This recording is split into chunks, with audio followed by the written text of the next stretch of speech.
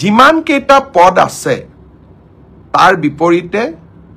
দুজনকৈ ল'ৰা ছোৱালীক এই পৰীক্ষাত উত্তীৰ্ণ হ'ব আৰু তেওঁলোকৰ মাজত পৰৱৰ্তী সময়ত অৰেল অনুষ্ঠিত হ'ব অৰ্থাৎ লিখিত পৰীক্ষাৰ ৰিজাল্ট গ্ৰেড 3 আৰু গ্ৰেড 4 আমি 7 মাৰ্চ তাৰিখে ঘোষণা কৰিম এটা পোষ্টৰ বিপৰীতে দুজনকৈ ল'ৰা ছোৱালীয়ে এই লিখিত পৰীক্ষাত উত্তীৰ্ণ হ'ব শেষৰ নম্বৰটোত যদি বেছি ল'ৰা ছোৱালীয়ে একেটা নম্বৰে পায় তেতিয়াহ'লে হয়তো 3000 পোষ্টৰ বিপৰীতে মই ধৰি ল'ব কৈছো 6000 ল'ৰা ছোৱালী পাছ কৰিব লাগে কিন্তু একেটা নম্বৰ যদি বহু পৰীক্ষাৰ্থীয়ে লাভ কৰে তেতিয়াহ'লে একে নম্বৰ পোৱা ল'ৰা ছোৱালী সকলেও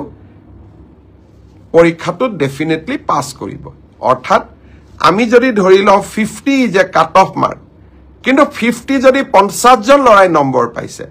তেতিয়াহ'লে 50 জন ল'ৰাই লিখিত পৰীক্ষাত পাছ কৰিব গতিকে 1:2 বুলি ক'লেও 1:2 একেবাৰে গ্ৰামাটিক্যাল সেন্সত নহব হয়তো দুজন চাৰিজন ল'ৰা ছোৱালীয়ে বেছিকৈ পাছ কৰিব এডিআৰইৰ পৰীক্ষালৈ তাৰ ৰিজাল্ট কি হ'ব তাক আপোনালোকে জানেই সেইবাবে মই যিসকলে পাছ কৰিব তেওঁলোকক অভিনন্দন জনাইছো যাতে অৰেলৰ বাবে তেওঁলোক সাজু হ'ব পাৰে আৰু যিসকলে পাছ নকৰিব আমি পুনৰ এই বছৰৰ শেষৰ ফালে নতুন বিজ্ঞাপন দিয়াৰ বাবে চেষ্টা কৰিম আপোনালোকে আৰু এবাৰ পৰীক্ষাত অৱতীৰ্ণ হ'ব আৰু ছোৱালীয়ে মোক কৈ থাকে যে চতুৰ্থ শ্ৰেণীৰ পৰীক্ষাত বিএ পাছ কৰা ল'ৰাইও পৰীক্ষা দিছে এতিয়া কথাটো হ'ল আমি কোনোবাই যদি নিজকে চৰকাৰক ফাঁকি দি পৰীক্ষা দিয়ে তদন্ত নোহোৱালৈকে মুখ্যমন্ত্ৰীয়ে গম পাব নোৱাৰে কেতিয়াবা আপোনালোকে এনেকে মোক ফেচবুকত লিখে টুইটাৰত লিখে যেন মই সব গম পাওঁ কোনোবা ল'ৰা এজনে যদি বিএ পাছ কৰিও নিজৰ যোগ্যতাটোক লুকুৱাই পেলাই চতুৰ্থ শ্ৰেণীৰ পৰীক্ষাত আবেদন কৰে মুখ্যমন্ত্ৰীজনে কেনেকে গম পাব